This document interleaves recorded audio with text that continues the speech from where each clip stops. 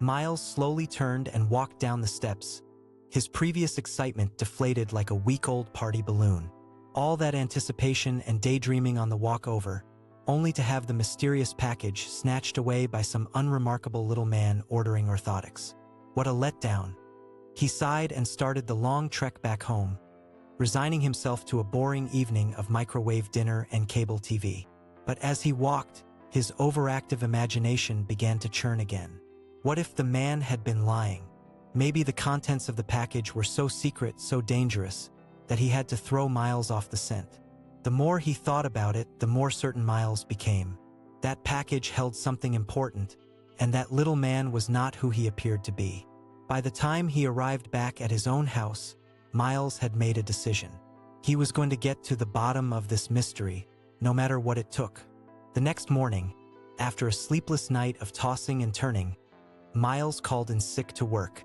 He threw on a dark hoodie and sunglasses, wanting to look as inconspicuous as possible, and headed back to 1357 8th Street.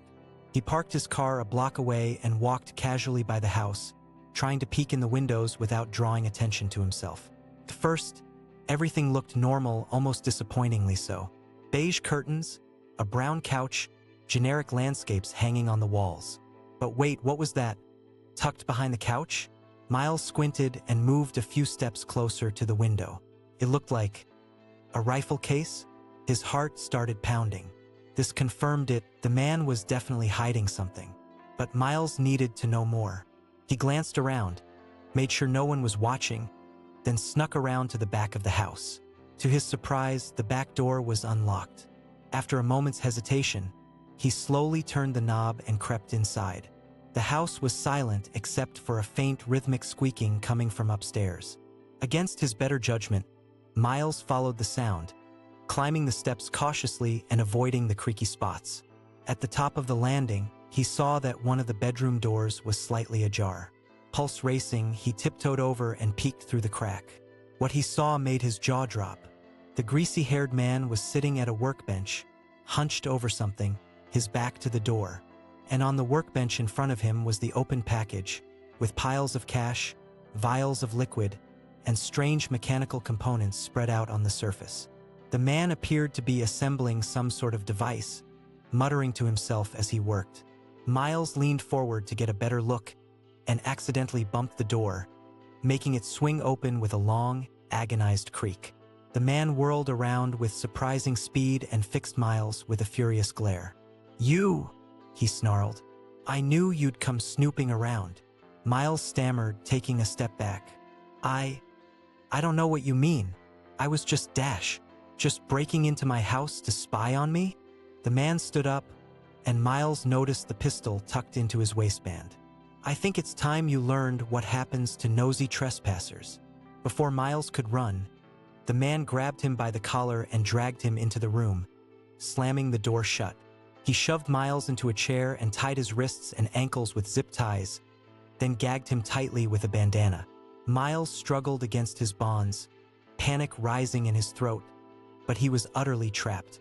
The man loomed over him, arms crossed. "Since you wanted to know so badly, I suppose I'll tell you. That package you so innocently delivered is the final component I needed. For months, I've been assembling the parts to build a nuclear bomb right under everyone's noses." Miles's eyes widened in shock. The man grinned viciously. "That's right.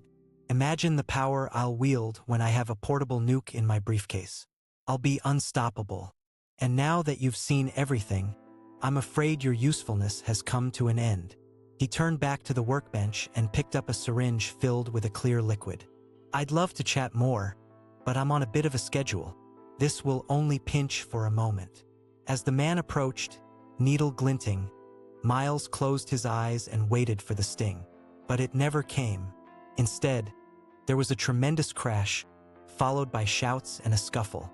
Miles's eyes flew open to see the door kicked off its hinges and a familiar red-haired woman burst into the room, followed by a SWAT team in full tactical gear. It was the nurse from his daydream at the orphanage. "Miles!" she cried out, rushing to untie him as the SWAT officers tackled the man to the floor. "Are you okay?" "How? What?" Miles sputtered as she removed his gag. "Your friend Alan called us," the woman explained.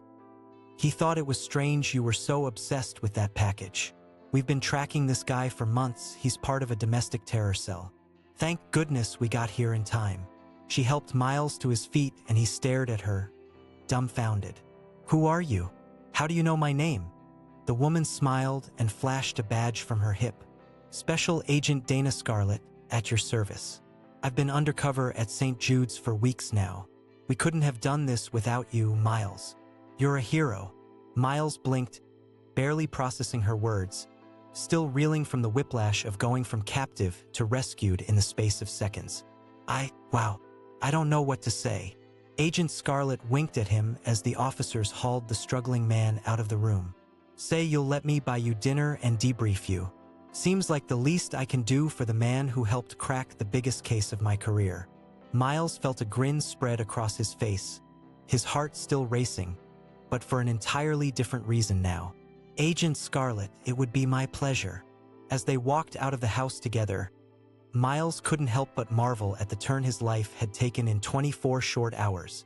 From unassuming paralegal to unexpected spy, all because of a misdelivered package. He glanced over at Dana, who smiled back warmly, her red hair shining in the sun.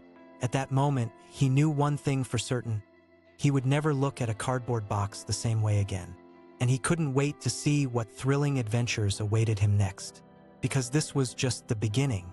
With his keen eye for detail, his vivid imagination, and his newfound partnership with the captivating Agent Scarlett, Miles had a feeling that this was the start of something big, something dangerous, something extraordinary, and he was ready for it.